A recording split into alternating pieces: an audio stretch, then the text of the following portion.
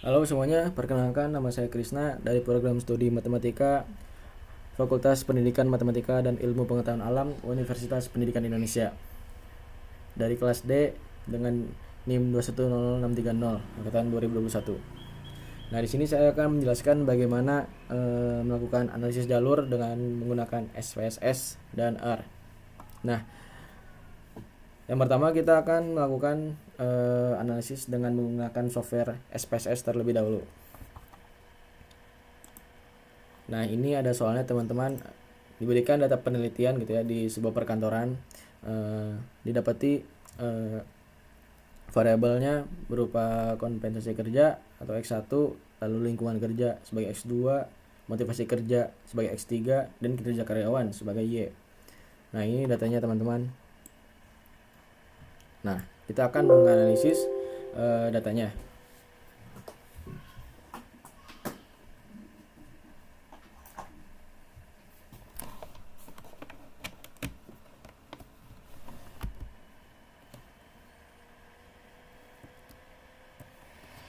Nah, sebelum melakukan analisis, perlu diperhatikan teman-teman bahwa datanya harus berupa data interval atau rasio gitu. Apabila masih belum berupa data interval atau rasio, maka harus dilakukan transformasi data gitu ya, karena ini menjadi syarat gitu. Nah, lihat teman-teman, ini X1 dan X2. X1 X2 di sini adalah sebagai variabel eksogen atau variabel bebas. Lalu X3 dan Y adalah variabel endogen atau variabel terikatnya gitu. Nah, jadi X1 dan X2 ini akan mempengaruhi X3 dan juga akan mempengaruhi Y gitu. Nah, terkhusus untuk X3 di sini dia perannya sebagai variabel intervening gitu ya. Maksudnya variabel intervening, dia bisa menjadi di sisi lain, di suatu model lain dia akan menjadi variabel eksogen, lalu di model lainnya dia akan menjadi variabel endogen gitu. Jadi X1 dan X2 akan mempengaruhi Y secara langsung gitu ya, dan bisa juga mempengaruhi Y secara tidak langsung melalui X3 gitu. Nah, untuk lebih jelasnya kita akan melihat pemodelannya gitu ya, akan seperti apa. Nah, ini adalah pemodelannya.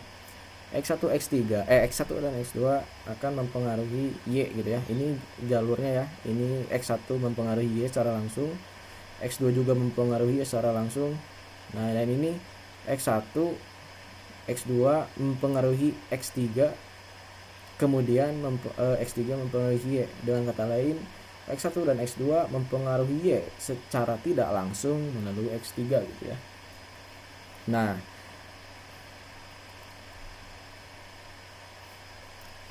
dalam jalur-jalur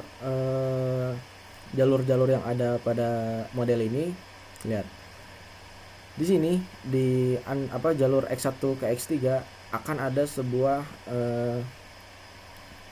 koefisien gitu ya, koefisien jalur gitu, namanya koefisien jalur. Nah, taruhlah namanya adalah P31 gitu, P31. Jadi konstanta variabel yang ada pada jalur X1 menuju X3. Nah, ini P32 koefisien yang ada pada jalur X2 menuju X3 gitu ya. Dan seterusnya.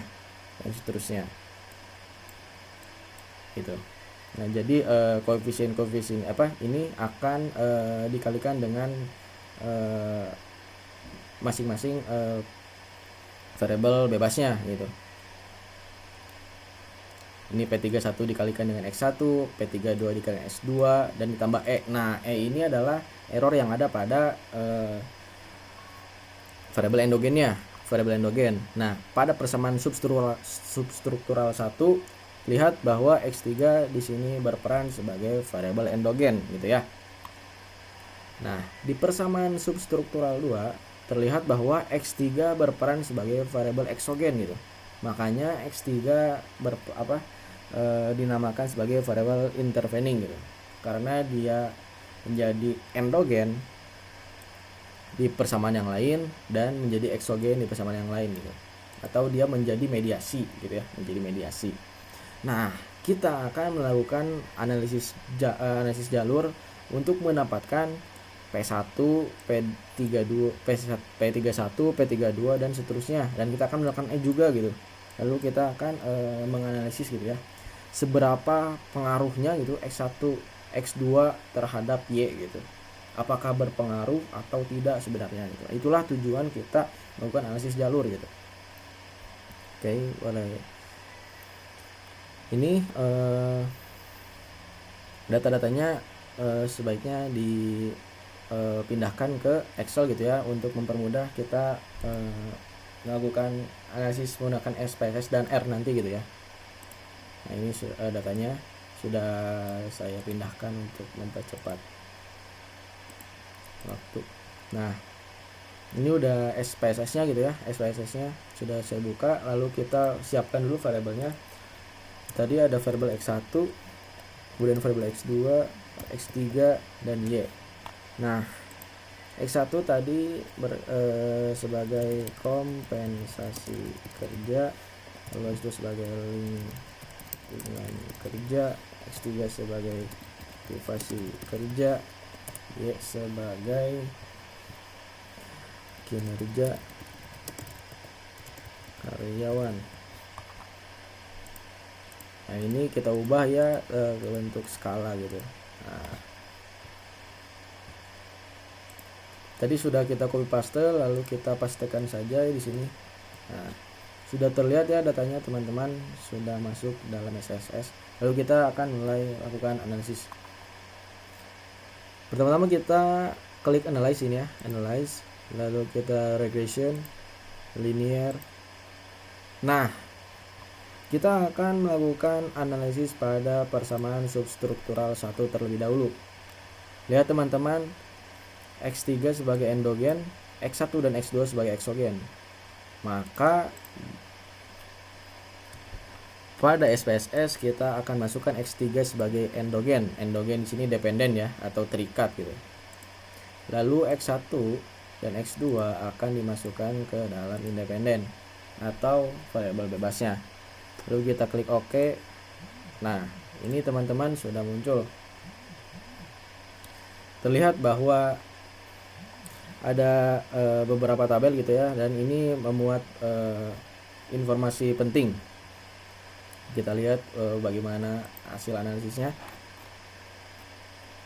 Nah, kita samakan dulu ya. Nah, ini sama ya teman-teman model summary-nya.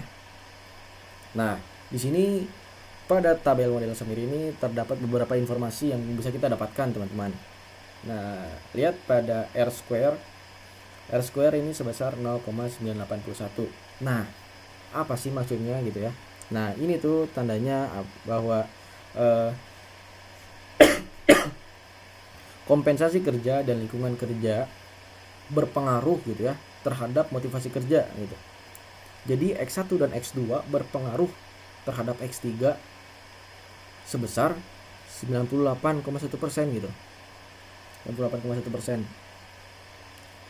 Nah, sementara sisanya 1,9 dipengaruhi faktor lain gitu. Jadi ternyata kompensasi kerja dan lingkungan kerja ini sangat berpengaruh gitu ya, besar sekali pengaruhnya, yaitu sebesar 98,1% gitu. Nah, tadi di persamaan substruktural terdapat error gitu ya yang ada pada variabel dependennya gitu, atau variabel endogen. Nah, ini bisa kita dapatkan dari R square juga gitu. Jadi kita masukkan rumusnya gitu ya, dengan rumus akar 1 kurang R square gitu. Nah, ketika kita memasukkan didapati errornya sebagai ini 0,318 gitu. Nah, ini adalah error yang ada pada variabel X3 gitu, pada persamaan substruktural yang pertama. Nah,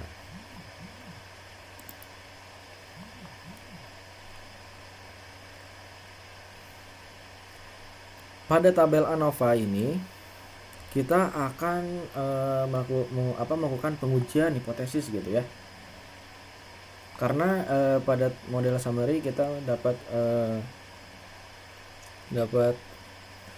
informasi bahwa X1 dan X2 ini pengaruhnya 98,1 gitu ya terhadap X3, berarti kan besar banget. Nah, apakah benar gitu ya? Seharusnya dari tabel dari informasi ini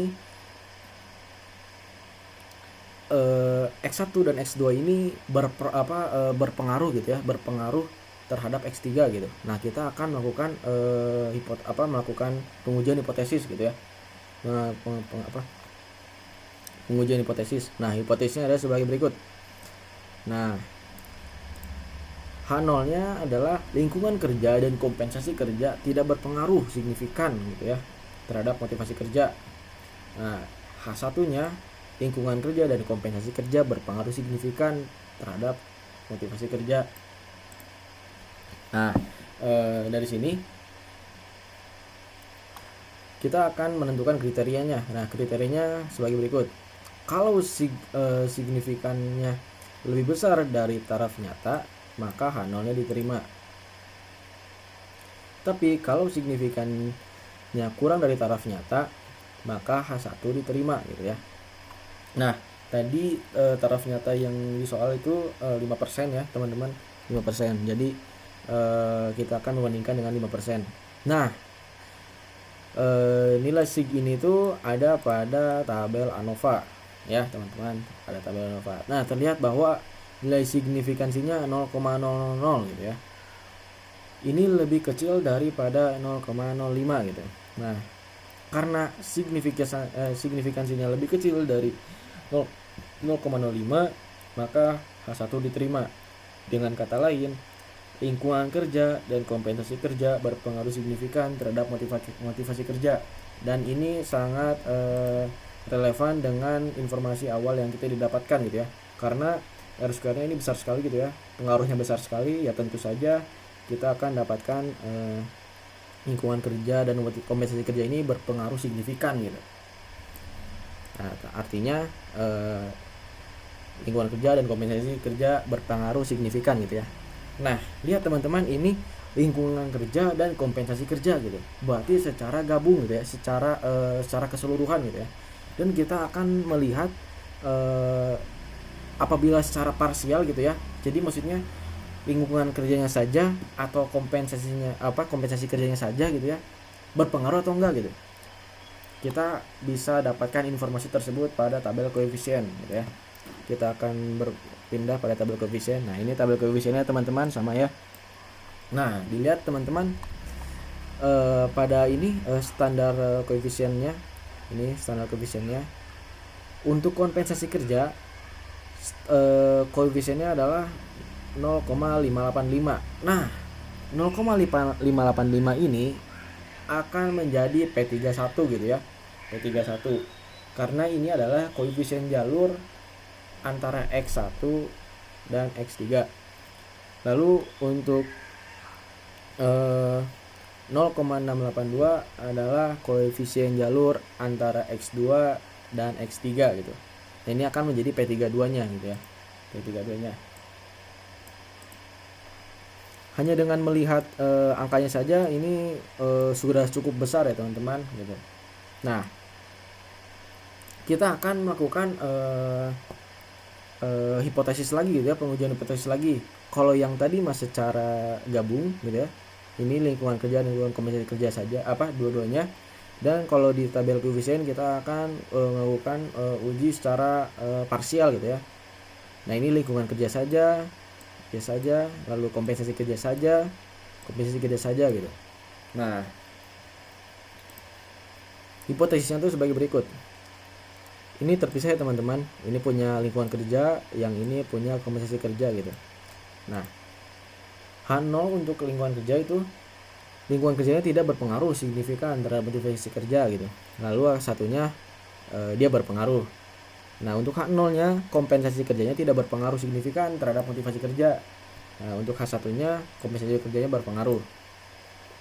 Nah, sama seperti yang sebelumnya teman-teman, kalau nilai signya lebih besar dari taraf nyata, maka H0 yang diterima. Tapi kalau nilai signifikannya kurang dari taraf nyata, maka H1 yang diterima. Nah, kita balik lagi teman-teman ke tabel koefisiennya.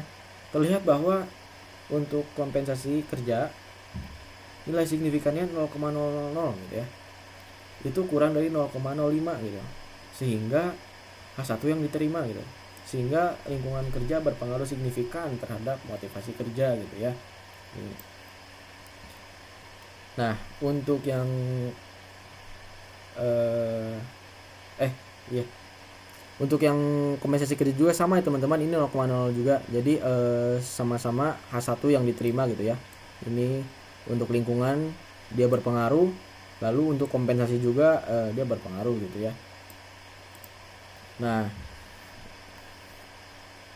kita sudah mendapatkan informasi bahwa ternyata X1 dan X2 ini secara gabung atau secara parsial dia sangat berpengaruh terhadap X3 gitu ya, X1 dan X2 ini.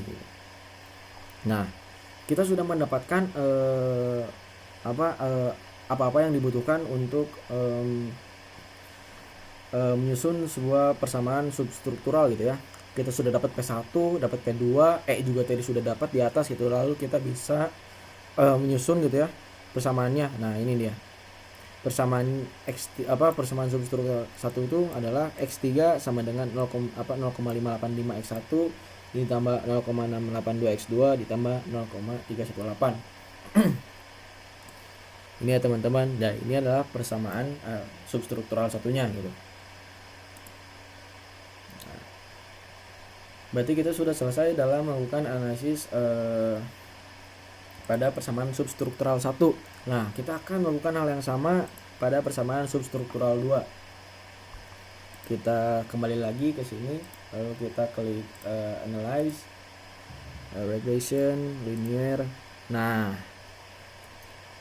untuk persamaan substruktural 2 yang menjadi variabel dependennya adalah Y gitu ya. Jadi ini kita bisa kembalikan, ini Y akan masuk sebagai dependen.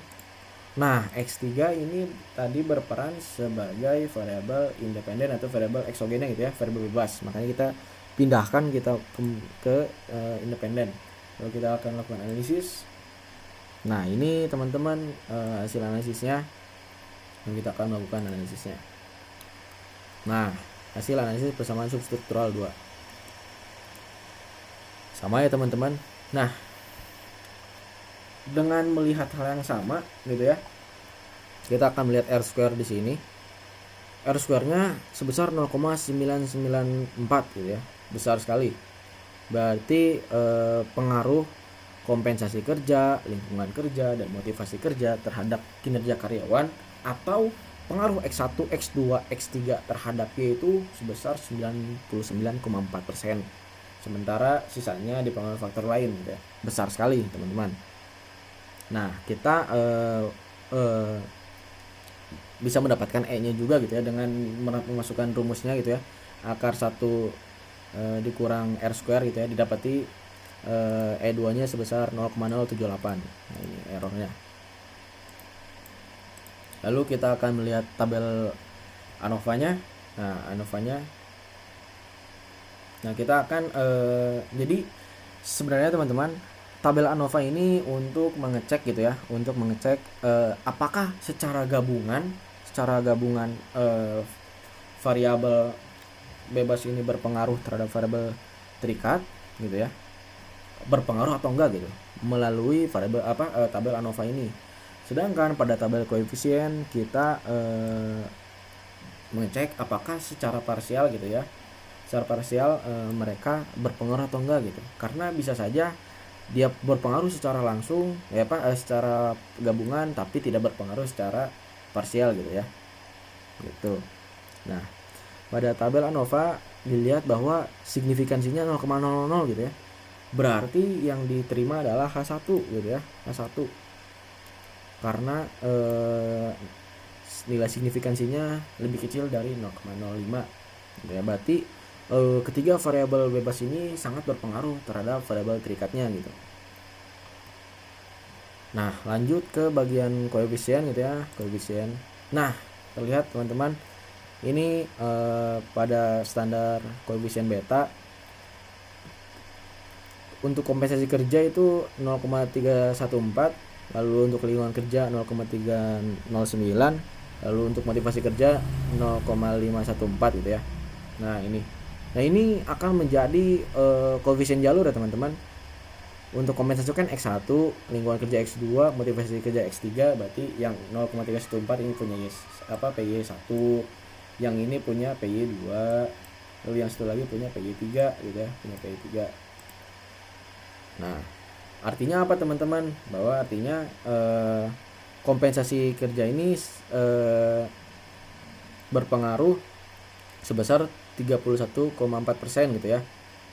Ini juga yang tadi juga belum dijelaskan teman-teman. Nah ini yang ini. Jadi pada standar pada koefisien ini tuh berperan sebagai koefisien jalur dan besar pengaruhnya gitu ya, besar pengaruhnya variabel eksogen terhadap variabel endogen. Nah lihat ini 0,585 ini adalah besarnya pengaruh kompensasi kerja terhadap motivasi kerja. Lalu ini yang 0,82 ini adalah besar pengaruhnya lingkungan kerja terhadap motivasi kerja gitu ya. Kita balik lagi ke yang tadi. Nah ini. Jadi pengaruh kompensasi kerja gitu ya terhadap kinerja karyawan sebesar 31,4% gitu ya. 0,314. Lalu untuk lingkungan kerja ini sebesar 30,9% terhadap kinerja karyawan. Lalu untuk motivasi kerja ini sebesar 51,4% gitu ya terhadap kinerja karyawan. Cukup besar juga ya teman-teman. Nah seperti biasa kita melakukan hipotesis gitu ya, uji hipotesisnya. Lalu kita lihat ini signifikansinya 0,021, 0,042, 0,022 gitu ya. Terlihat bahwa ini semuanya ini kurang dari 0,05 gitu ya teman-teman. Berarti kompensasi kerja berpengaruh signifikan, lingkungan kerja juga berpengaruh signifikan, motivasi kerja juga berpengaruh signifikan terhadap kinerja karyawan gitu ya. Jadi H1-nya semua diterima teman-teman. Ini H1 diterima, yang ini H1 juga diterima, dan yang ini juga H1 diterima teman-teman ya. Jadi ternyata semuanya berpengaruh gitu ya teman-teman, berpengaruh terhadap variabel endogen. Nah tadi kita sudah dapat koefisien jalurnya serta errornya yang di atas. Lalu kita bisa menyusun persamaan substruktural duanya. Nah yaitu Y sama dengan PY1 gitu ya, PY1 nya 0,314 dikalikan X1, kemudian PY2 gitu ya, ini PY2 nya dikali X2, lalu PY3 dikali X3, dan ditambah errornya gitu ya. Nah kita sudah melakukan analisis jalur. Lalu kita akan melakukan interpretasinya teman-teman, karena tujuan sebenarnya adalah kita akan melihat apakah apakah variabel ini ya. Coba kita lihat soalnya terlebih dahulu. Nah ini kita diminta untuk menentukan besar pengaruh gitu ya, besar pengaruh kompensasi kerja dan lingkungan kerja gitu ya. Jadi yang kita analisis sebenarnya adalah X1 dan X2 terhadap Y gitu. Ini masih sebagai mediasi gitu. Jadi ini adalah fokus penting kita gitu. Apakah X1 dan X2 ini berpengaruh terhadap kinerja karyawan gitu ya, baik secara langsung maupun secara tidak langsung gitu. Nah ini akan kita lihat di interpretasinya. Nah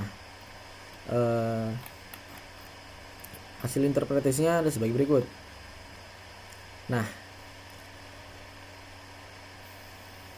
pengaruh kompensasi kerja secara langsung gitu ya terhadap kinerja karyawan sebesar 0,314.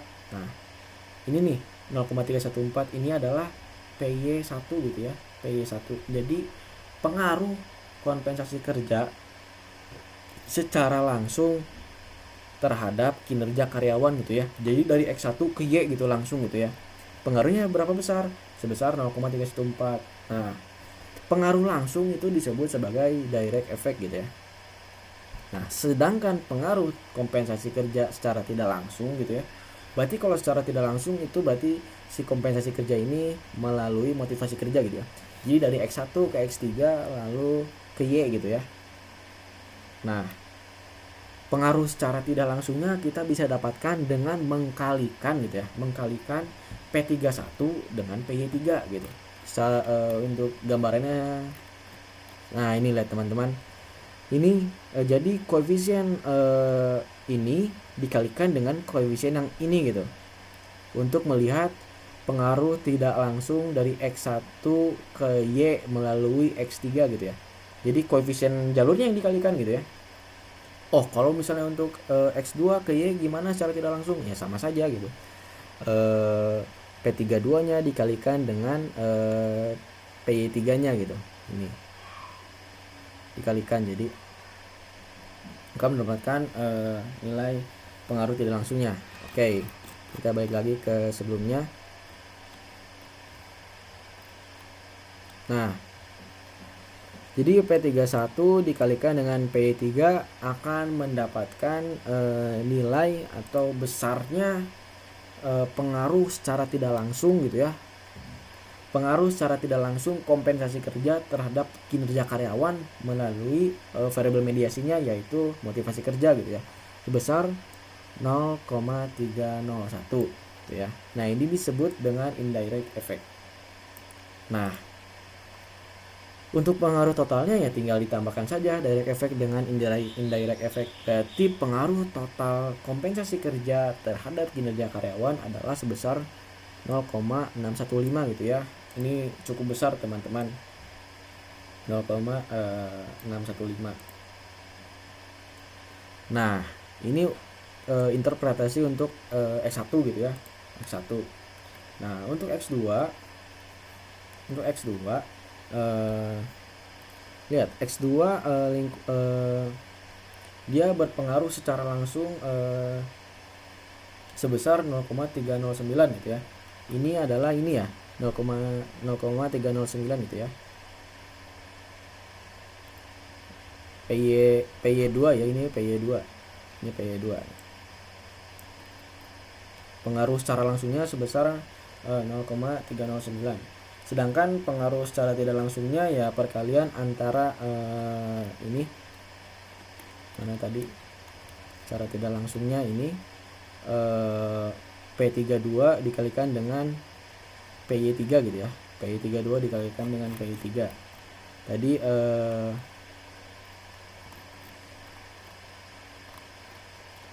nah ini dia. Ini P32 nya gitu ya.